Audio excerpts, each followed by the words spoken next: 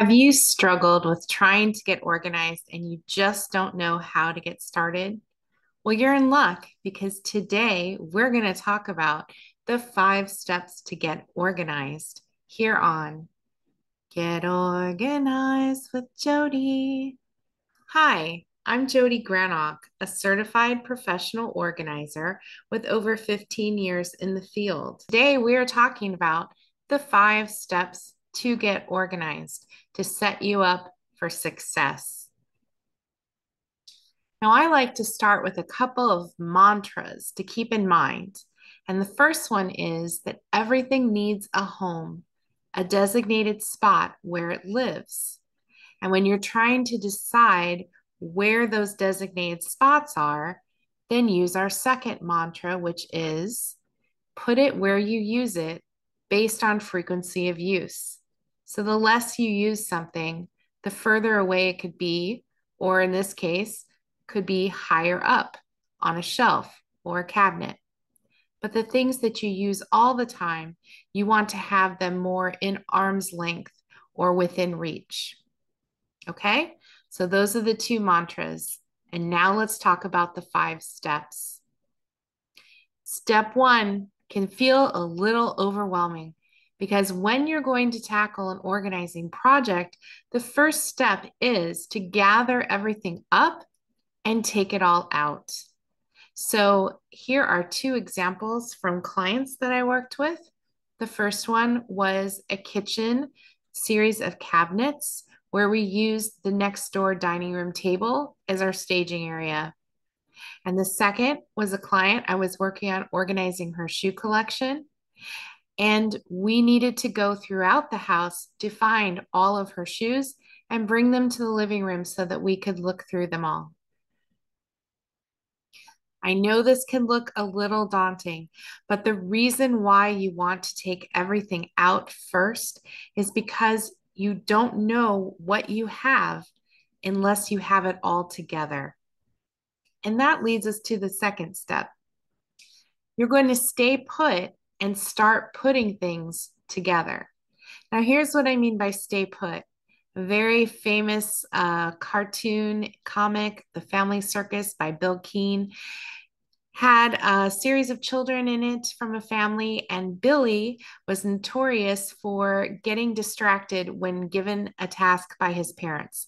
And so in this comic strip, he was asked to take something out to the mailman, but he misses the mailman because he goes throughout the house getting distracted by different things and different people in the house. So when I'm working with clients and telling them that they're going to work on an organizing project, it's really important not to get distracted by leaving the room that you are working on. So let's say that you're working on a junk drawer in the kitchen and you come across your daughter's hairbrush. Resist the urge to go upstairs to her bathroom and put that hairbrush away because you might get distracted with a bunch of other things and forget about the project you are working on. Instead, just put it off to the side, and we'll talk about that more in a minute. So we're trying to group the like things together, as you can see in the photo on the right. Put things that go together by each other. And going back to the pictures earlier, this is how my client on the left was able to realize that she had multiple muffin pans, and she didn't actually need as many as she found. And for my client on the right, what we did was work on one type of shoe category at a time. So I asked her, "What do you see right now?" And she said, "Flip-flops." I said, "Great. I'm going to pick up all the flip-flops and put them on the couch so you can look at them and decide which ones you want to keep." And then we went to a different category, such as tennis shoes or sandals and so on. So stay in the area that you're working on and start grouping things together. That is step 2. Step 3 is you're going to create piles. Now, you may have seen some organizing shows on TV where they've talked about some of these piles, like a keep pile. That one's pretty obvious. Or I call it, it's leaving the house, right? A donate pile or a sell pile or giveaway. And that can involve a lot of different things. You might put things on free cycle. You might go on Facebook Marketplace. You might go on eBay. You might have a garage or yard sale. You might donate to a charity. But the point is, you've decided you don't want these items anymore. That's the second pile. The third pile is trash, whether it's throwing it away in the trash or recycling it, depending on what it is. But here's the key to not being like Billy from Family Circus. You need a return pile. You need a pile that says this goes somewhere else. So if I find a wayward item among the things I'm trying to organize right now, I am going to resist the urge to leave the room. Instead, I'm going to put it in the return pile. I'm going to wait until I have finished this organizing project, and then I will gather up all those wayward items and return them to where they truly belong. And if that sparks another area to organize and you have the time to do it right now, great. But if not, just jot it down as a future organizing project. So step 3 is we're creating those piles. What are we going to keep? What are we going to give away? What are we going to throw away? And what can we return to somewhere else in the house or office when we're done? Step 4, questions to ask yourself when you get stuck. Now, it's really easy sometimes to identify the trash in a pile that you're going through. It's really easy to identify some obvious keepers, but sometimes we're not sure whether we want to keep something or whether it's time to let it go. So here are some questions you can ask yourself if you're not sure. First question, do I need it? And when I say do I need it, I mean, does it serve my current life? Not, oh, well, this will be great in 50 years when I'm retired and I have more time to use it. No. Is it something I need right now in my current life? Do I need it? Second question, do I love it? And I do mean, do I love it? This is not a question of, well, I don't love it, but it was a gift, or, well, I don't love it, but it was passed down to me and I feel an obligation to keep it. Or, well, I don't love it, but gosh, I spent a lot of money on it.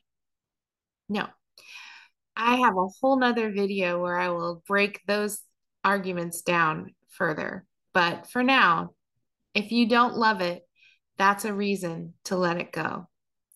Do I need it? Do I love it?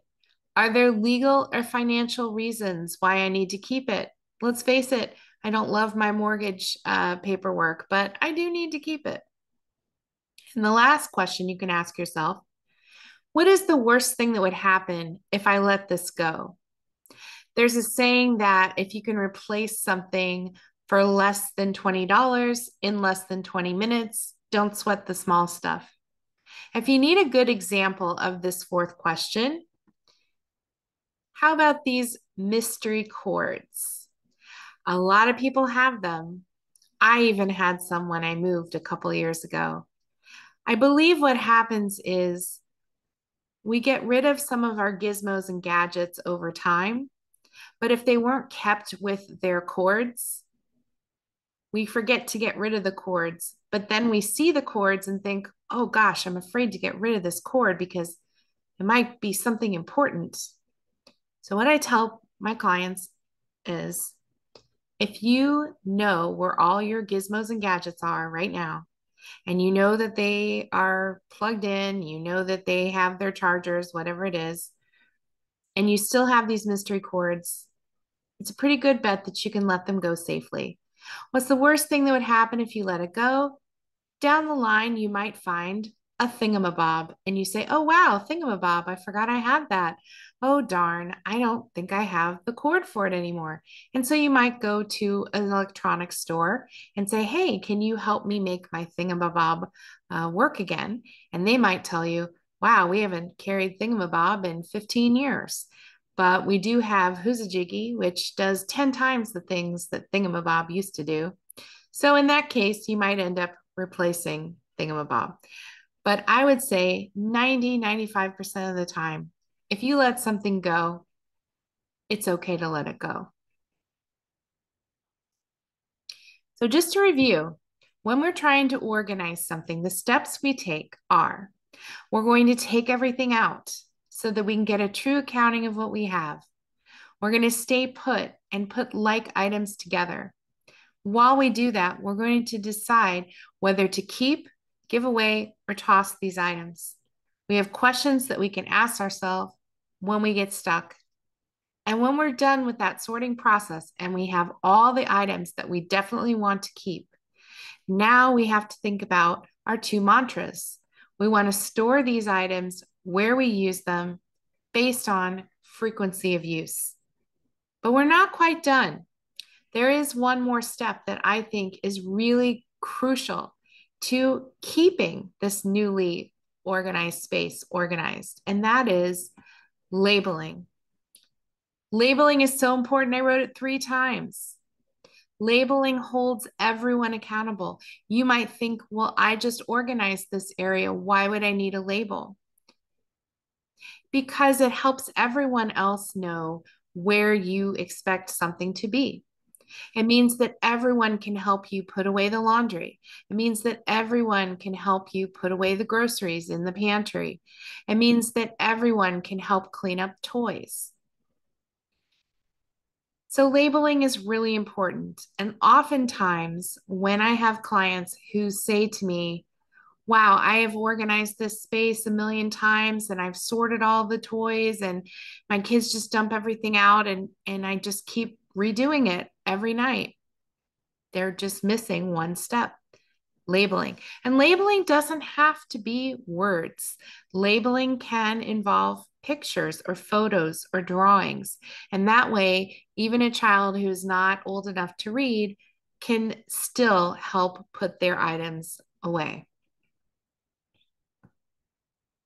That's it for this video. If you would like more organizing resources, including our free e-newsletter and monthly Zoom webinar information, I hope you'll visit our website, organizingmagic.com. And new videos drop on Fridays. So click before you go. Be in that know. You want to like and subscribe, and that way you'll never miss a video. That's all for today, friends. I look forward to seeing you next time.